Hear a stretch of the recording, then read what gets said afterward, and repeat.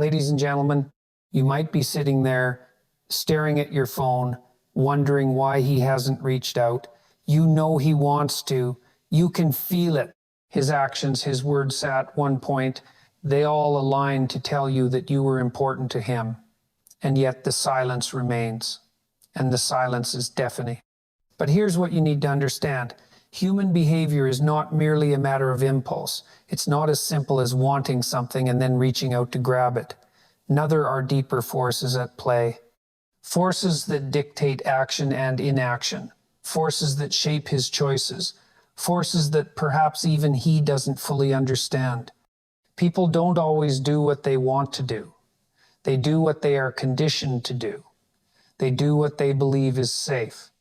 And for many men, reaching out, especially in moments of deep craving, of longing, feels anything but safe. It feels like surrender, like stepping into the unknown without armor. And here's the thing about men. They fear the loss of control more than they fear the loss of connection. So if you're wondering why he hasn't contacted you, despite the fact that every fiber of his being might be pulling him toward you, the answer lies not in his desire, but in his fear. And once you understand that, once you truly grasp it, you'll stop waiting for him to act, and you'll start taking control of your own story. Because in the end, that's what this is really about. This isn't about him. This is about you. Human beings are often trapped between desire and action. It's one thing to want something, to crave it with every fiber of your being, and it's another thing entirely to step forward and claim it. This is especially true when it comes to relationships, to emotional connection, to vulnerability. It's a mistake to assume that just because someone desperately wants something, they will do what is necessary to attain it. People are extraordinarily good at deceiving themselves.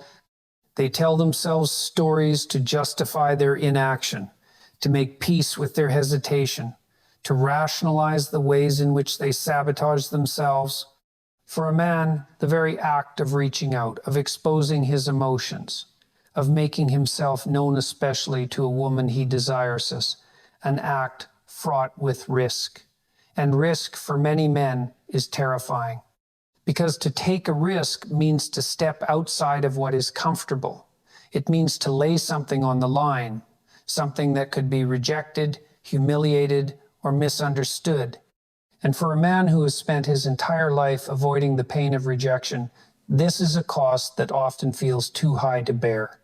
So instead, he convinces himself of something else. He tells himself that silence is power, that restraint is control, that by staying away, by not making contact, by keeping his distance, he is somehow preserving his dignity. That if she truly mattered, if she were truly the one, then the connection would not require such effort. That fate would bring them together.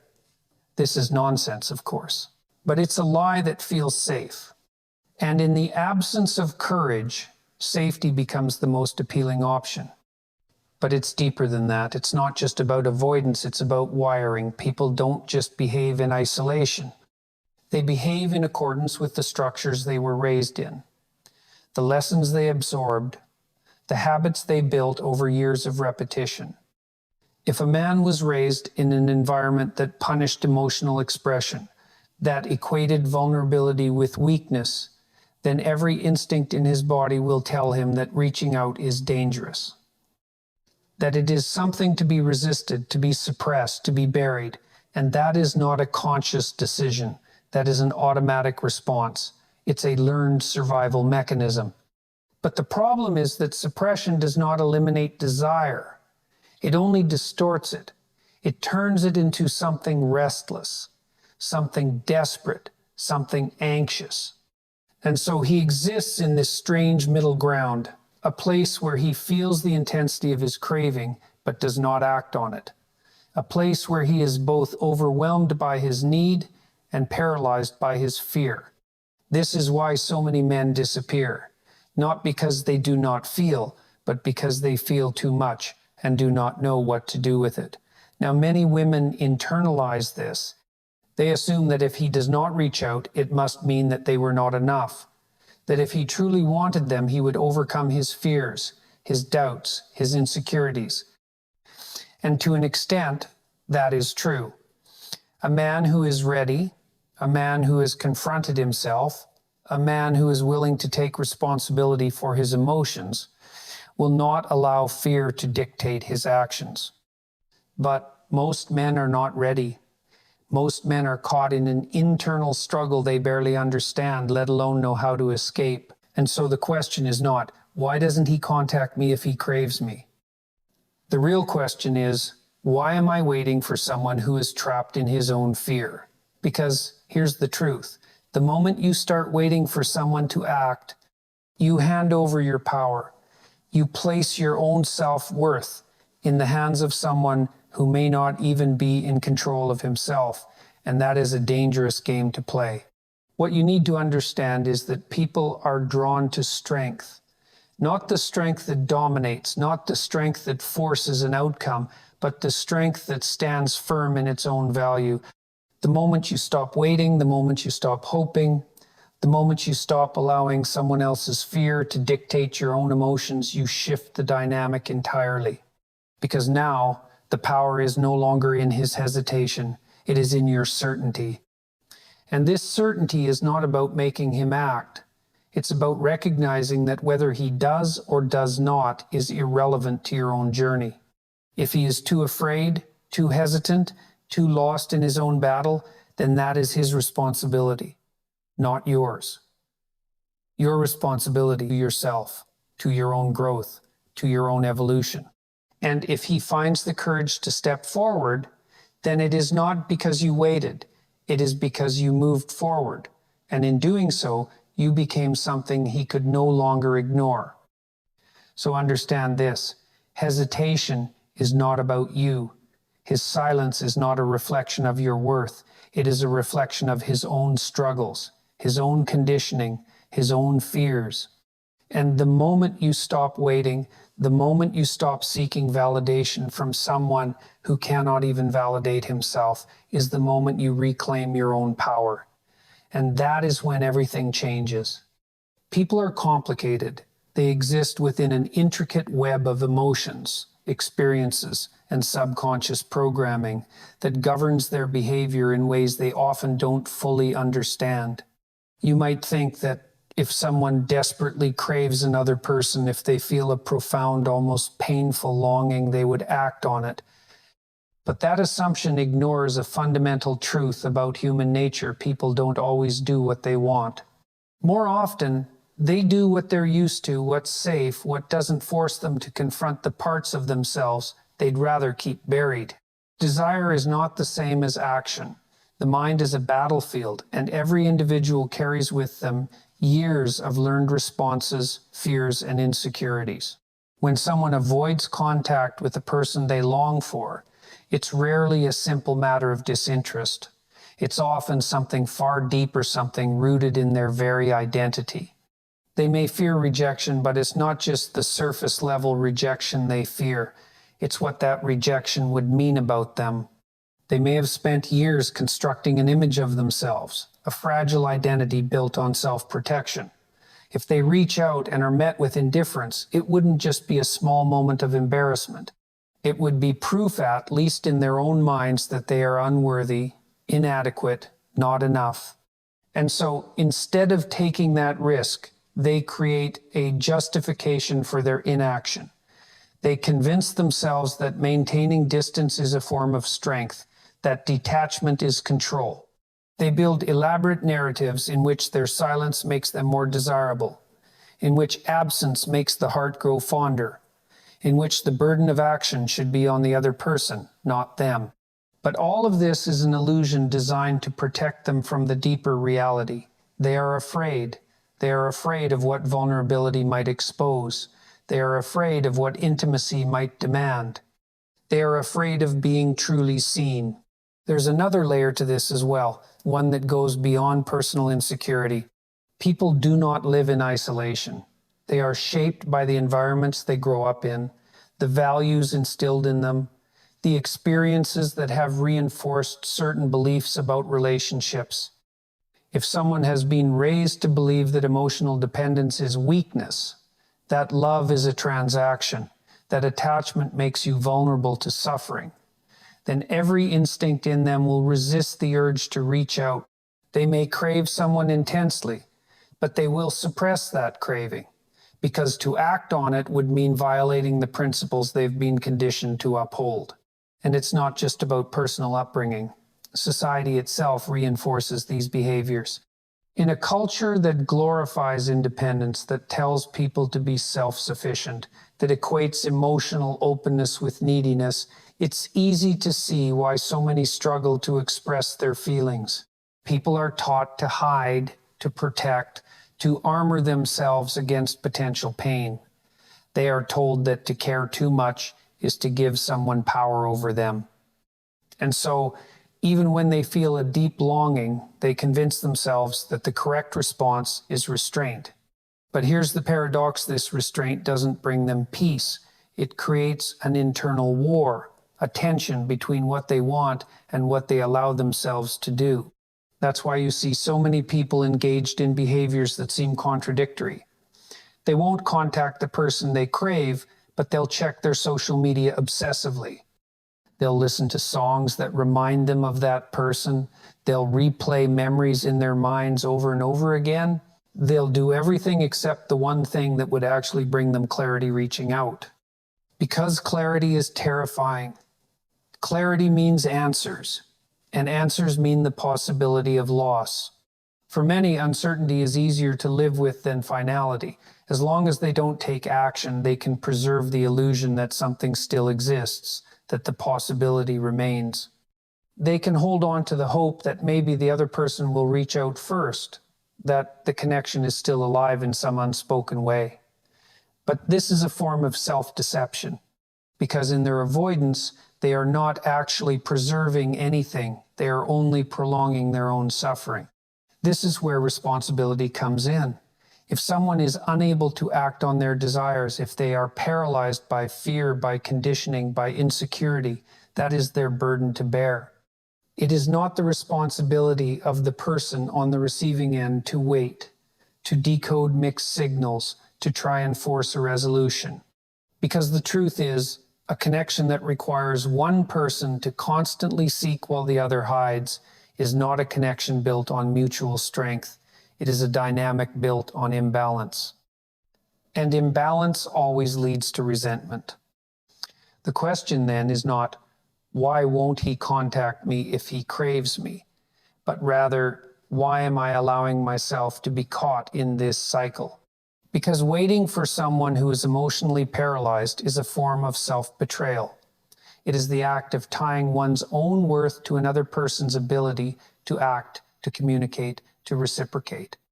And that is dangerous, because it means handing over your power, allowing your own emotions to be dictated by someone who may not even fully understand their own. And the only way out of this cycle is through self-respect. To recognize that if someone truly values you, they will not allow fear to keep them away. That if they are ready for connection, they will act. And if they don't, if they hesitate, if they disappear, then it is not because you weren't enough. It is because they were never in a place to give what you deserve. There is strength in standing firm, in refusing to chase, in allowing people to show you who they are through their actions rather than their words. And there is even greater strength in walking away from situations that do not honor your own value.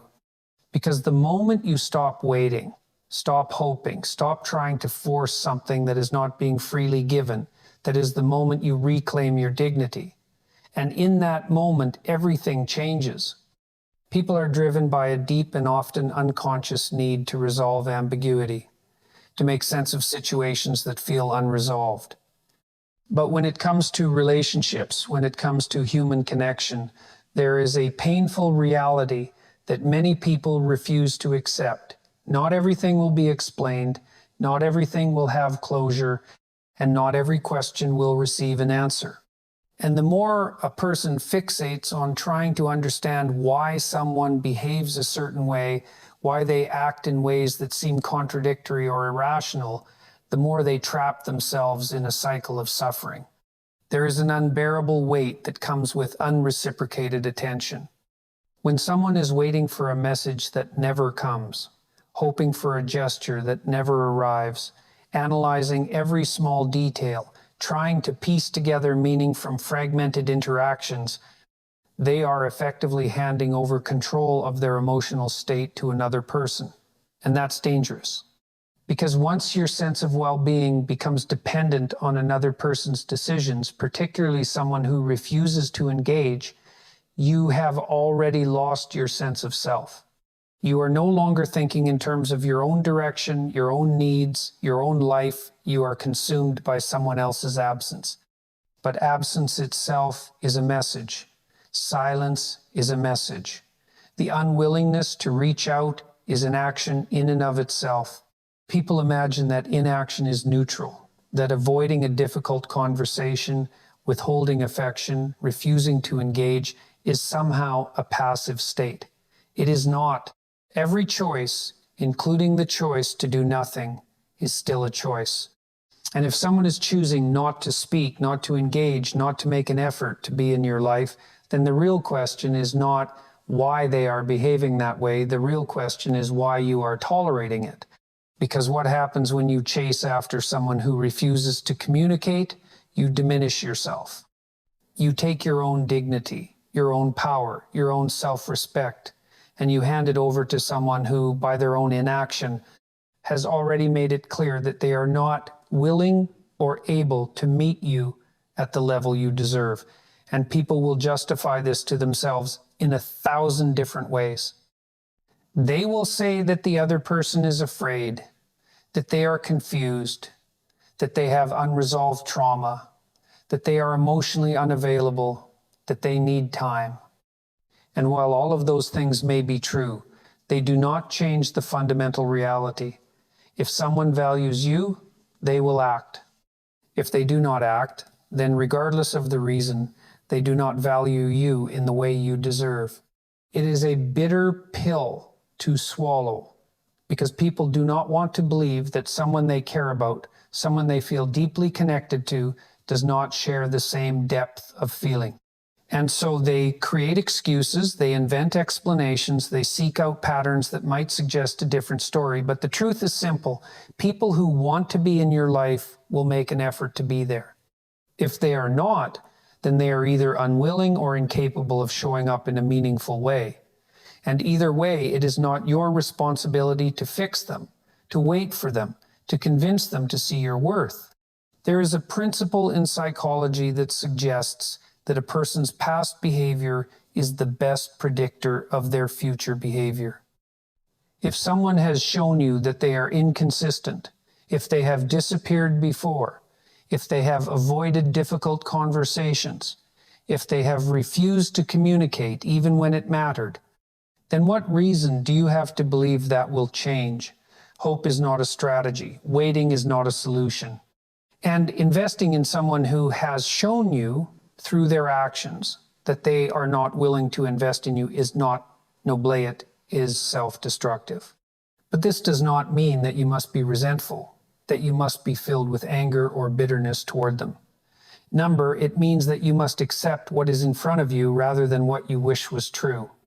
And that requires an immense amount of courage, because it is far easier to cling to a fantasy than it is to accept reality. It is easier to believe that someone is struggling with their emotions than it is to admit that they simply do not care enough. It is easier to believe that they will come around, that they will eventually change, than it is to acknowledge that they have already made their decision and you were simply not a priority. And that is where self-respect comes in.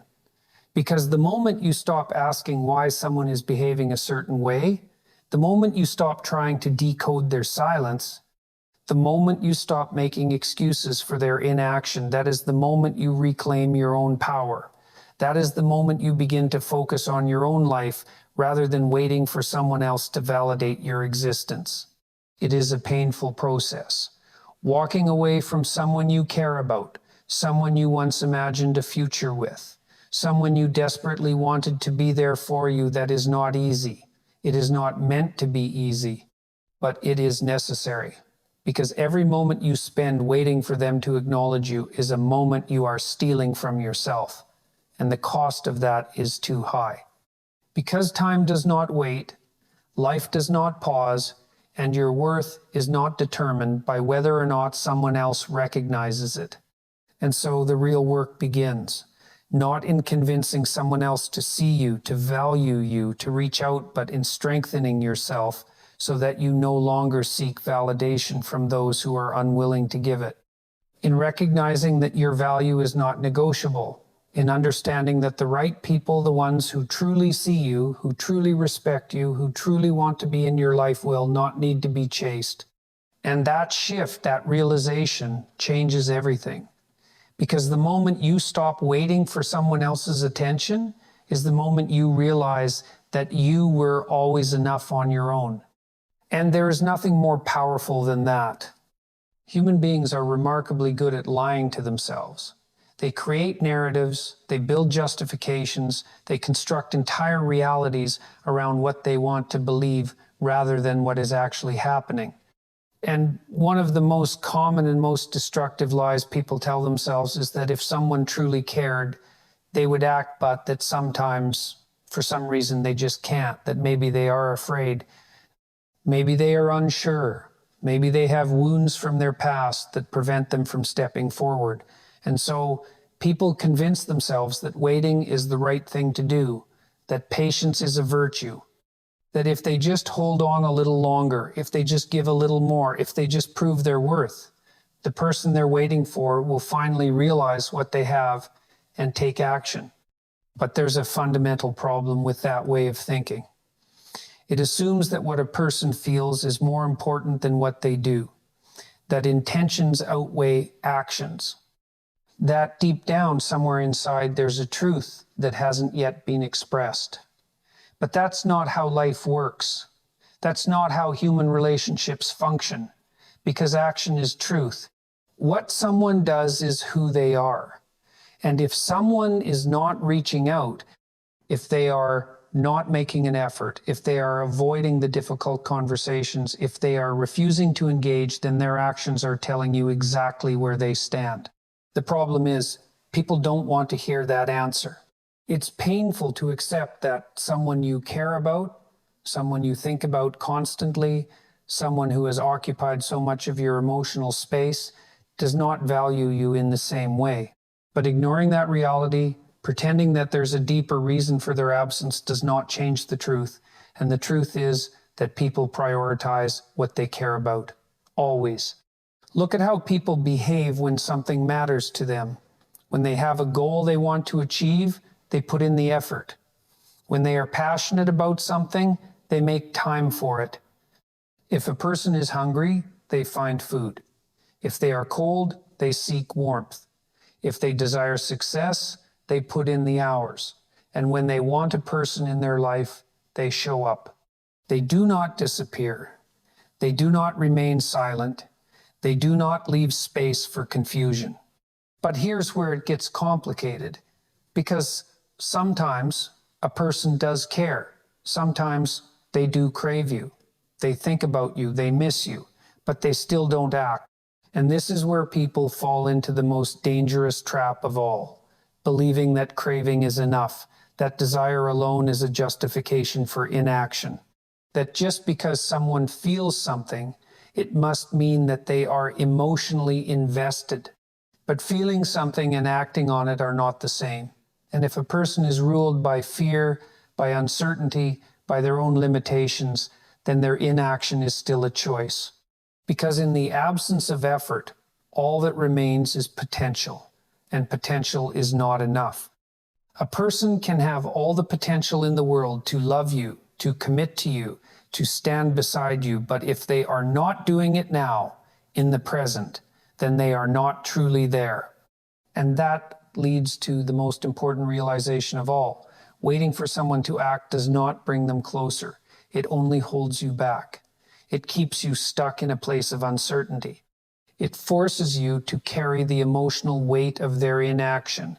And in doing so, you sacrifice your own stability, your own peace, your own ability to move forward.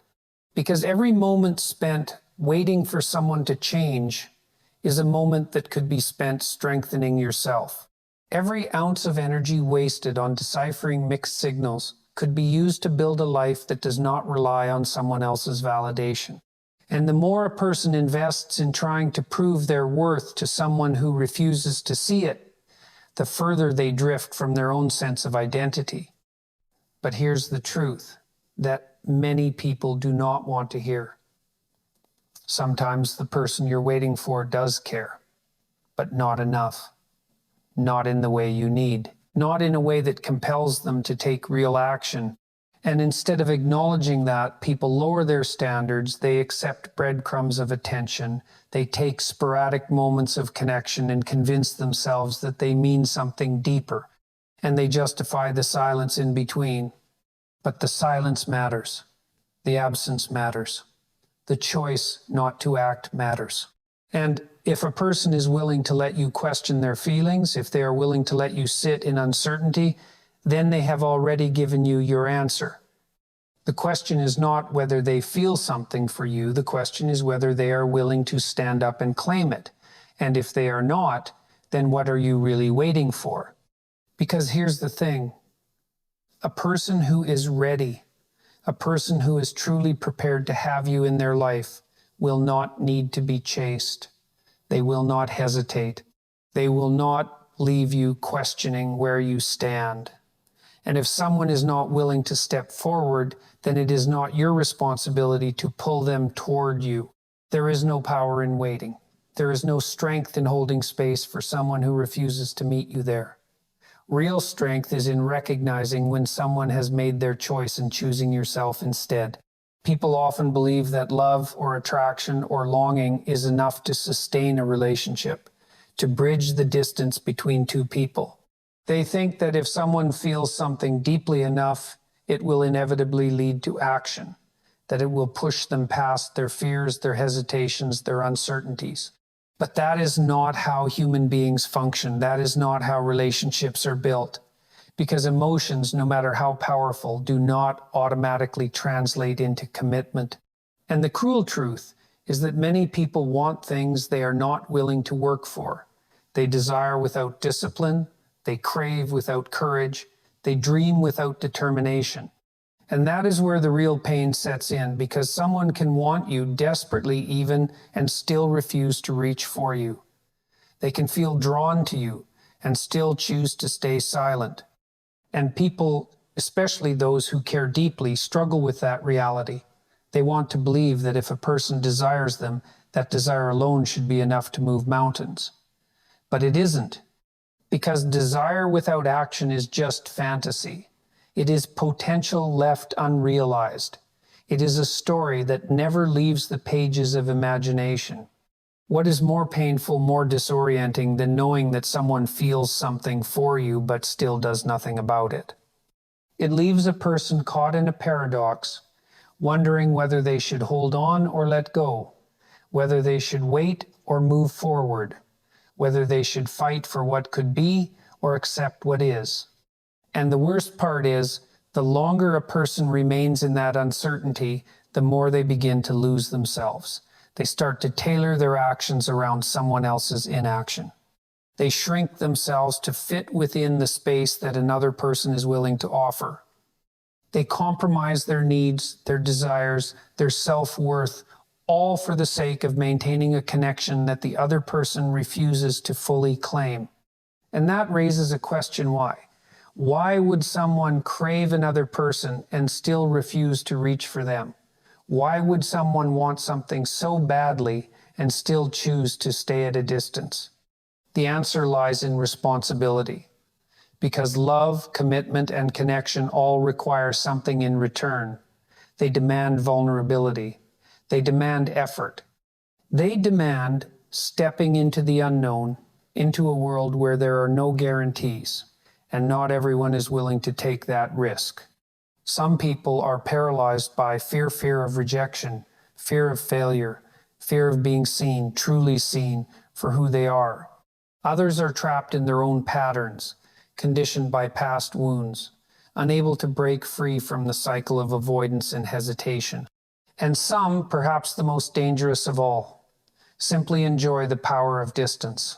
They enjoy the idea of you more than the reality of you. They want to know that you are there, that you are thinking of them, that you are waiting, but they are not willing to do the same in return. And that is why action matters more than words, more than feelings, more than intentions. Because a person's choices reveal the truth that their words often try to hide. If someone truly values you, they will act accordingly. If they truly want you in their life, they will make space for you. If they are capable of reaching for you, they will. And if they don't, then no amount of waiting, no amount of hoping, no amount of rationalizing will change that. So what is the solution? It is not to wait. It is not to prove your worth. It is not to beg for the attention that should have been freely given. The solution is to recognize when inaction is the action, to see that hesitation is in itself a decision, and most importantly, to understand that the time and energy spent trying to convince someone to choose you could be spent on yourself instead, on your growth, on your stability, on becoming the kind of person who does not need to chase what should have been given willingly. Because at the end of the day, relationships are built on reciprocity, on mutual effort, on shared responsibility. If someone is not willing to stand beside you, if they are not willing to meet you where you stand, then you must ask yourself, why would you continue to wait? Why would you allow yourself to remain in limbo, hoping that one day something will change? Because here is the truth. If they wanted to, they would. If they were ready, they would act. And if they don't, then your waiting is only delaying the inevitable. You are not meant to be an option. You are not meant to be a backup plan. You are not meant to live in the shadows of someone else's indecision. You are meant to be chosen, fully, completely, without hesitation. And if that is not happening, then the only choice left is yours. Stay stuck in the uncertainty, or step forward into a future where you no longer have to question your worth. People struggle to accept reality as it is, especially when it contradicts what they want to believe. They tell themselves stories, convincing, hopeful, well-crafted narratives designed to protect them from the truth. And one of the most dangerous of these narratives is the belief that someone who cares, someone who truly wants something, will always act on that desire. It's comforting, isn't it? The idea that strong emotions automatically translate into decisive action, that longing leads to pursuit, that love conquers all obstacles. But that is not how the world works. That is not how people work. And to believe otherwise is to set yourself up for disappointment, for suffering, for an endless cycle of waiting for something that may never come. Because what does it actually mean when someone wants something?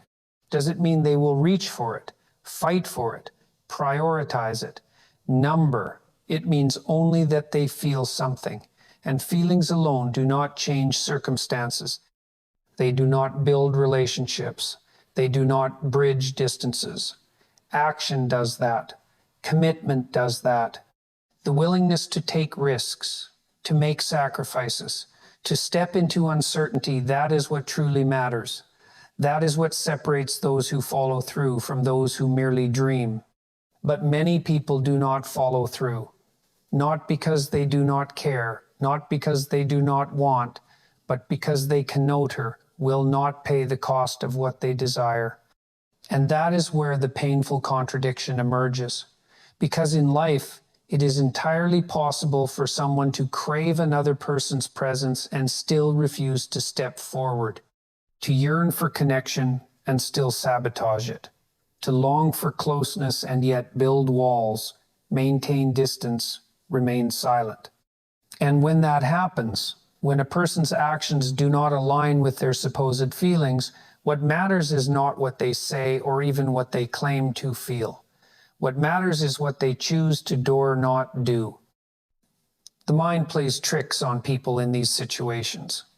It tells them that perhaps they just need to wait a little longer, that perhaps the other person will come around, that perhaps if they are patient enough, they will get the ending they have been hoping for. But the truth is, Waiting does not change people. Wishing does not transform hesitation into certainty. And silence, no matter how much meaning one tries to assign to it, is still silence. So why do people do this? Why do they hold back, even when every part of them is screaming to move forward? The reasons are many. Some are afraid of rejection, terrified of vulnerability, unwilling to risk losing something that they have idealized in their mind. Others are trapped in their own self-doubt, convinced they are not good enough, that they do not deserve the very thing they desire. And then there are those who enjoy the control that comes with distance, who find comfort in wanting without the responsibility of having. But whatever the reason, the outcome remains the same. They do not act, and when someone does not act, there is only one conclusion to draw. It is not your responsibility to change that. It is not your job to wait for someone to decide whether or not you are worth the effort. And it is certainly not your duty to convince someone to treat you as a priority when they have already made it clear through their inaction that they will not. The hardest lesson to learn is that sometimes people make choices that have nothing to do with you. They stay silent for reasons that have nothing to do with your worth. They hesitate because of battles you cannot see, struggles you cannot fix, wounds you did not create. And that is why it is so dangerous to take another person's avoidance personally. Because the moment you do, you make it about yourself. You start to believe that if only you were different, prettier, smarter, more successful, more patient, then perhaps they would act. Perhaps they would choose you. Perhaps they would finally step forward. But no amount of self-improvement, no level of perfection will ever change someone who is not willing to change themselves. And so the real question is not about them, it is about you. How long will you continue to excuse what is inexcusable? How long will you allow yourself to remain in a state of uncertainty? How long will you wait for someone who has already shown you, through their lack of action, exactly where you stand? Because at the end of the day, you have two choices. You can keep waiting, keep hoping, keep justifying someone else's inability to choose you. Or you can choose yourself. You can decide that you are no longer willing to accept inconsistency, hesitation, or half-hearted effort. You can recognize that you deserve someone who will not make you question whether or not you are wanted. And you can walk away from anything, from anyone that does not give you that clarity. And when you Dowhen, you finally let go of the illusions, the false hope, the endless justifications, you will find something even more powerful than being wanted. You will find freedom. Freedom from waiting. Freedom from doubt. Freedom from the exhausting cycle of wondering why someone who claims to care does not act like it. And in that freedom, you will rediscover yourself. Your time, your energy, your worth. And once you do, you will never again accept less than what you deserve. In the end, the truth is simple. If someone truly wants you in their life, they will show it not with words, not with excuses, but with consistent actions. Waiting for someone who hesitates, who remains silent, who keeps their distance despite their supposed feelings, only drains your energy and self-worth. Your value is not determined by someone else's inability to choose you. It is determined by how you choose yourself. Walk away from uncertainty, embrace your own strength, and never settle for anything less than clarity, commitment, and respect.